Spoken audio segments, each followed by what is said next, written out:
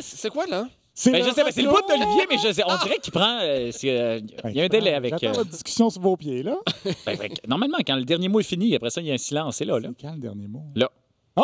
C'est le retour de Drôle d'audio, cette chronique où, comme j'adore ça. mes mentors Alain Dumas et Bruno Landry, je vous présente des moments cocasses et rigolos dans une ambiance bon enfant. Bon. Et on commence cette semaine avec notre collègue du 15-18 à Montréal, Catherine Richer, qui nous a offert quelques péronismes sympathiques. D'abord, une histoire de craque de fesses. Ils ne sont plus pris en charge ni par l'école ni par l'État et ils se retrouvent un peu, les fesses souvent entre deux cracks. C'est ce qu'on appelle tomber entre une chaise. Elle nous a ensuite parlé d'un engrenage qui devrait bien fonctionner. Jean-Louis Roy, président directeur général de BANQ, m'expliquait en entrevue qu'il y avait de l'eau dans l'engrenage de ce projet. Tant qu'il n'y a pas de sable, moi, je vois pas de problème.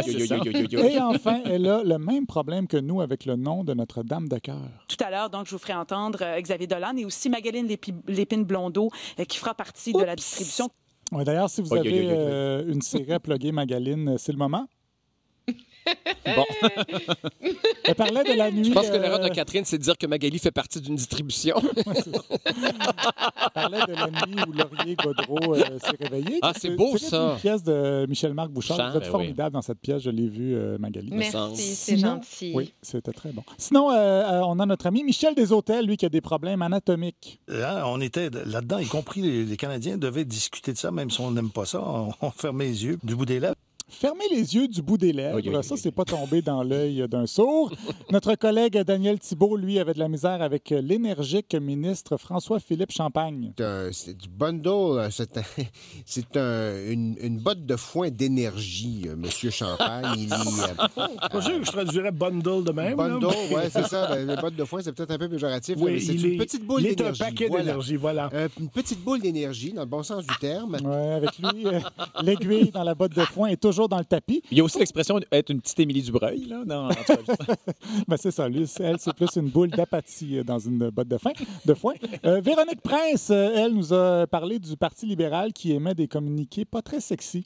Ça aurait été surprenant quand même que Pierre Arcan n'ait pas ce genre de sanction-là. Et donc, c'est tombé aujourd'hui. Dominique Anglade n'a pas voulu expliquer sa décision. C'était un communiqué très platonique, mais ça disait tout, finalement, qu'il perdait ses responsabilités au caucus. Je ne savais pas que Platon s'était recyclé dans les relations de presse. Anne-Marie Dussault, elle, ça fait longtemps qu'elle ne s'est pas cherché un job. Clément Gignac, vice-président économiste en chef chez IA, groupe financier. Bonsoir, Clément Gignac. Bonsoir. Alors, j'ai vu aussi sur LinkedIn, ou je ne sais pas comment le prononcer, que vous avez aussi exprimé votre enthousiasme. On l'aime, mon Dieu. LinkedIn. Je ne sais même pas comment le prononcer moi-même. Moi, de toute façon, ce site-là, c'est LinkedIn. Une autre candidate pour l'école d'anglais, Jean-Sébastien Girard, dont vous avez parlé, semble-t-il. Pouvez-vous répéter la question, Jean-Philippe? J'aimerais aussi l'entendre prononcer Grindr ou Tinder.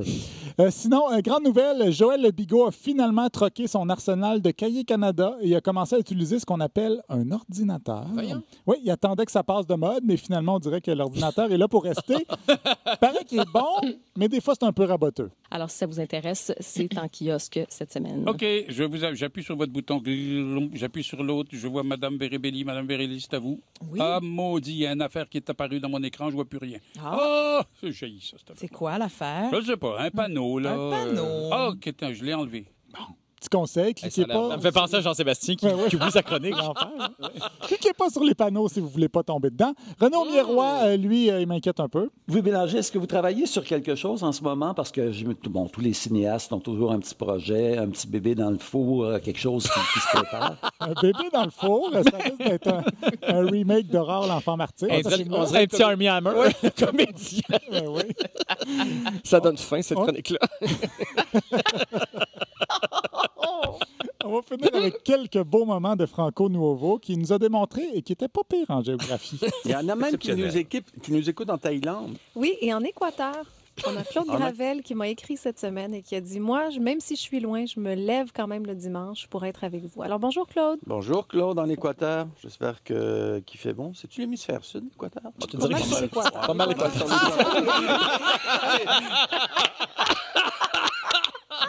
L'Équateur est sur l'Équateur. Les États-Unis d'Amérique sont en Amérique et Venise est en Québec. Ça me semble évident. Bravo. Mais c'est pas tout. Franco a aussi répondu de façon très candide à une question de fond. Quel est votre primate préféré? Le bonobo. Ben oui. Pourquoi? Parce qu'il est pacifique et il aime le sexe. Bon, selon Wikipédia, le bonobo est un primate pansexuel qui utilise la sexualité pour résoudre les conflits. Il pratique notamment ce que les primatologues nomment l'escrime au pénis, une pratique qui peut être comparée à la pratique du frottement entre deux pénis chez les humains. L'escrime au pénis, un comportement que moi, je ne connaissais pas, malgré que je sois un grand fan de romans de Cap et d'épée. Ça aurait été gênant que quelqu'un dise que ça donne faim, cette Même pas qu'on devait avoir un primate préféré. Et enfin, j'aimerais souligner l'excellent début de l'émission de Franco dimanche dernier.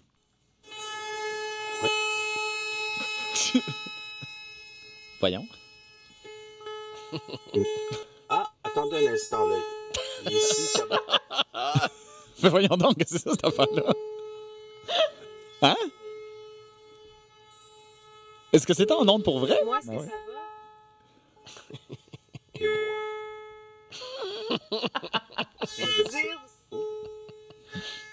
Est-ce que c'est le déménagement de Radio-Canada qui fait ça? On dirait qu'on parle dans des aimants, que Alex Coupal a dit. Donc, ça a duré 1 minute comme ça, plus qu'1 minute avant qu'il réussisse à régler le problème. C'est le meilleur bout de magnifique. Voilà, c'était drôle d'audio. Ah, ben on a bien aimé ça, drôle d'audio. Ah oui, oui, oui, vraiment. Absolument.